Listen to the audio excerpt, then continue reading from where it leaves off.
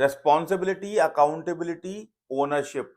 किसी चीज की जिम्मेदारी निभाना, उसके लिए अपने आप को जिम्मेदार ठहराना और बिल्कुल ओनरशिप के साथ काम करना। अगर इन सब चीजों को मैं एक राशि में डिफाइन करूं तो वो है कर्क राशि। जी हाँ, हम बात कर रहे हैं कर्क राशि की।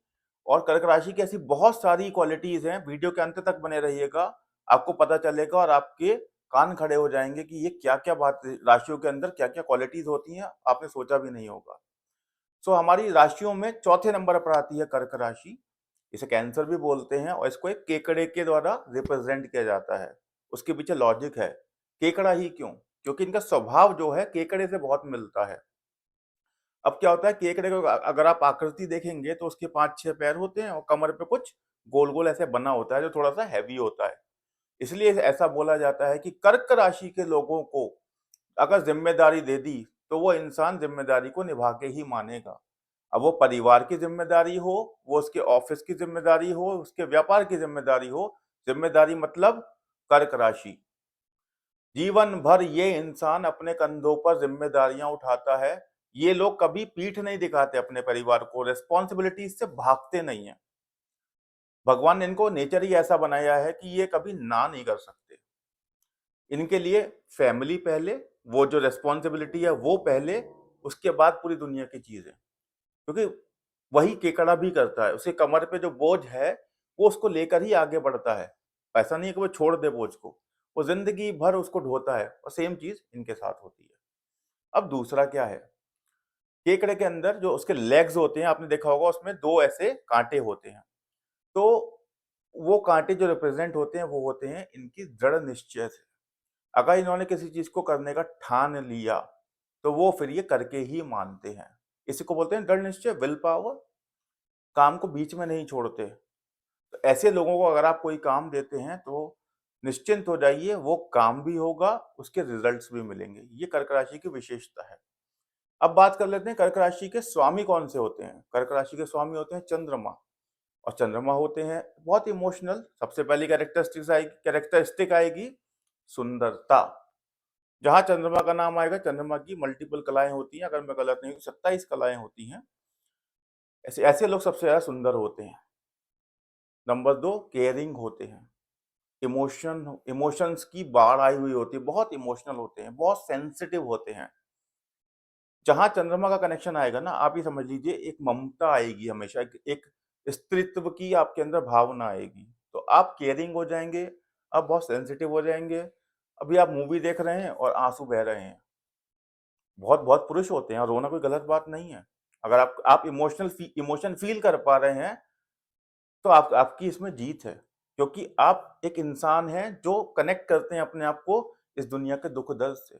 आपने एक बहुत सीरियस मूवी देखी कि शायद हीरो-हीरोइन की पेरेंट्स की डेथ हो गई या बच्चे को कुछ हो गया, आपके आँसू निकलने लगे। ये तो मानवता है ना, अगर आपको आँसू आ रहे हैं तो सच्चाई है ये। आपको होना चाहिए, आपको रोना चाहिए और जो लोग नहीं रोते हैं, तो वहाँ प्रॉब्लम है। तो आप उनमें से हैं कर्क राशि वालों, जो सबसे जेन्युइन लोग होते हैं। जेन्युइन कौन होते हैं? जो फ़ील करते हैं चीज़ों को। आप झूठे नहीं हो सकते, आप बोल देते हो मुँह पे, अगर कोई चीज़ बुरी भी लगती है तो आप बोल देते हो। आपके अंदर एक ट्रांसपेरेंसी है, पारदर्शिता जिसको बोलते हैं। अब अब इतनी सारी मैंने आपकी खूबियाँ बताई हैं, एक कमी तो बताना बनता है। कमी सबके अंदर होती है, भगवान के अंदर भी कमियाँ थी, हम तो फिर भी इंसान हैं, हम तो कुछ भी नहीं है। कमी बताते हैं, कमी होती है क्योंकि चंद्रमा जैसे अपनी कलाएँ बदलता है, वो कृष्ण पक्ष पक्ष से लेके शुक्ल पक्ष से लेके कृष्ण पक्ष तक बदलता रहता है अपना स्वरूप, राइट? ऐसे ही इन लोगों के मूड स्विंग्स होते हैं, इनका कैरेक्टर बदलता है। और मूड स्विंग्स क्यों होते हैं? वो चंद्रमा की वजह से ही होते हैं कि अभी ये कुछ और सोच रहे थे और थोड़ी देर बाद ये कुछ और बोल रहे हैं और विचलित हो जाते हैं जल्दी। हालाँकि ज़िम्मेदारियाँ तो इतनी हैं इनके ऊपर, लेकिन विचलित होना भी इनके स्वभाव में है। क्यों? क्योंकि बहुत इमोशनल सेंसिटिव हैं, जल्दी हर्ट हो जाते हैं। मैंने कुछ बोल दिया अपने दोस्त को, मज़ाक में ही बोला, आपने रिएक्ट नहीं किया, लेकिन दिल में लेके बैठ गए कि इसने मुझे ऐसे बोला।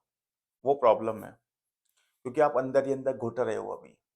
फिर एक दिन आपका ज्वालामुखी फटेगा अपने दोस्त के सामने, आप बोलोगे, "तूने मुझे उस दिन ऐसा बोला था।" वो बोलेगा, "मैंने कब बोला था?" उसको याद भी नहीं है और आप दिल में लेके बैठे हो। इमोशनल हो ना, जल्दी हर्ट हो जाते हो। तो अगर आपको एक क्वालिटी या एक कमी जिस पे काम करना है, तो वो है इमोशन। मुझे पता है बहुत मुश्किल है क्योंकि चंद्रमा आपके स्वामी हैं, लेकिन अगर आपने इसके काबू पा लिया ना, आपकी विजय ही विजय है। ज़िंदगी में आप कभी पीछे मुड़ के नहीं देखोगे, ज़िंदगी में कभी आप मात नहीं खा सकते। मात आप खाते भी नहीं हो क्योंकि आप इतने मेहनती हो। आपने ज़िंदगी में हमेशा पाना सीखा है, खोना नहीं। लेकिन ये जो गुस्सा आपका जो ये मूड स्विंग्स वाला नेचर है ना, इसकी वजह से कभी-कभी नुकसान हो जाता है आपको। इस पे काबू पाइए। बाकी मेरी तरफ से मतलब 10 ऑन 10 वाली राशि है कर्क राशि। अगर आपको वीडियो पसंद आया हो तो मुझे ये वीडियो लाइक चाहिए, चैनल सब्सक्राइब चाहिए और मुझे आपकी फीडबैक चाहिए कमेंट्स में आपने मेरी कितनी बातों से कोरिलेट किया और कौन-सी बात आपको ऐसी लगी जो आपको लगा कि नहीं ये बात सही नहीं है। मैं जानना चाहूँगा, कमेंट करके ज़रूर बताइएगा। आज के लिए इतना ही, नमस्कार।